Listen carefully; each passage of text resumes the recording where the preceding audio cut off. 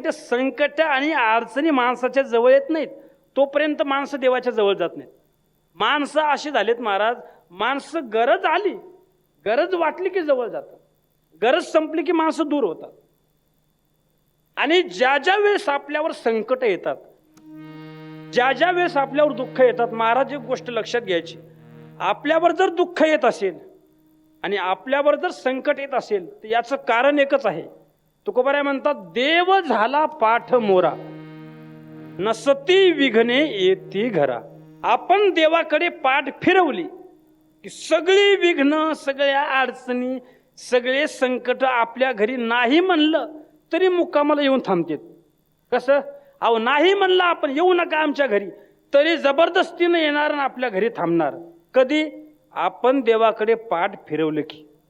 मग तुम्ही कोणालाही विसरा, त्याला विसरू नका.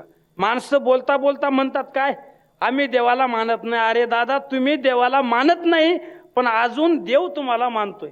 तुम्ही नाही मानत, पण देव तुम्हाला मानतोय. ज्या दिवशी देव तुम्हाला मानणार नाही त्या दिवशी महाराज तुमच्या घरासमोर गर्दी जमल्याशिवाय राहणार नाही. त्या दिवशी तुम्हाला 4 जण येऊन उचलतीलच, त्याच्याशिवाय पर्याय नाही. म्हणून तुम्ही म्हणताय देवाला मानत नाही, पण देव तुम्हाला मानतोय. आणि हे काय महाराज, हे बोलणारी माणसं बोलून जातात, बोलणारी माणसं बोलून जातात. शेवटी ज्ञानोबाराय म्हणतात ना, काय, मनुष्य जात सकळ आणि स्वभावता भजनशील. ज्ञानोबाराय जर म्हणत असतील की माणूस म्हणून जन्माला आला म्हणजे भजन करणारच, हे जर ज्ञानोबारायचं बोलणं असेल हे 100% खरं आहे. बरोबर आहे, 100% खरं आहे. वारकऱ्याला ज्ञानोबारायचे शब्द मान्यच आहेत. मग ज्ञानोबाराय म्हणतात, माणूस म्हणून जन्माला आला म्हणजे देवाला मानणारच.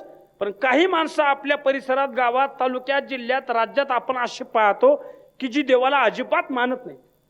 मग ज्ञानोबारायचं खोटं आहे का? ज्ञानोबाराय बोलले तर खोटं आहे का? नाही, अजिबात नाही. अहो, ते आपल्या समोर मानत नाहीत, देवाला ते सुद्धा मानतात.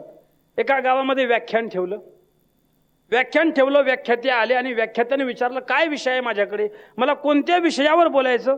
गावकऱ्यांनी सांगितलं, सर तुम्ही आज देव नाही, काय देव नाही या विषयावर बोला. व्याख्यात्याने सांगितलं, ठीक आहे, काय अडचण नाही.